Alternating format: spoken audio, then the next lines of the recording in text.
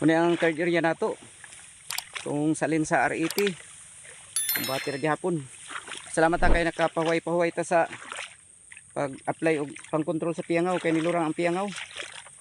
Ato na lang aning pang pulyar na lang yun.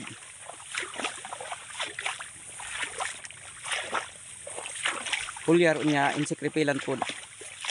Para nga dili dugokon og ubang dangan. Kumbati gihapon ang salin sa R80 guys.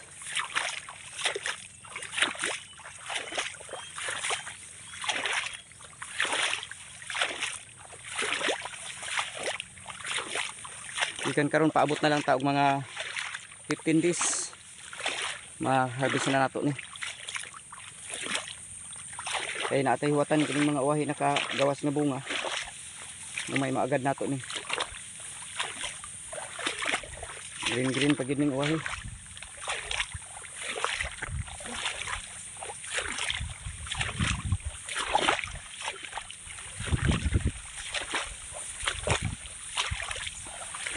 Ani gid basta kay mauwahi na.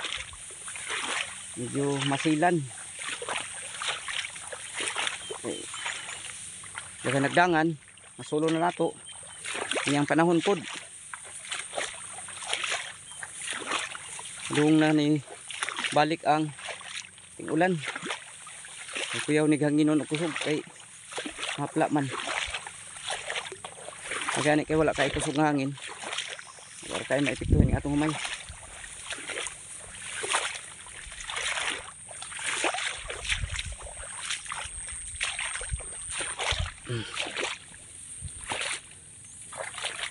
Kumbati ang salin sa R80.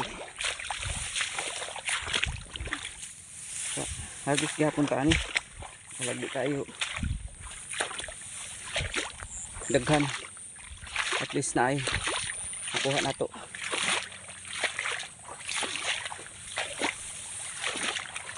Kita makuha og konsumo. Kuon. Konsumo og naghapi atong i-dispose ani kay ang atong pang expenses, labor o balsa. Thank you for watching. God bless and happy farming.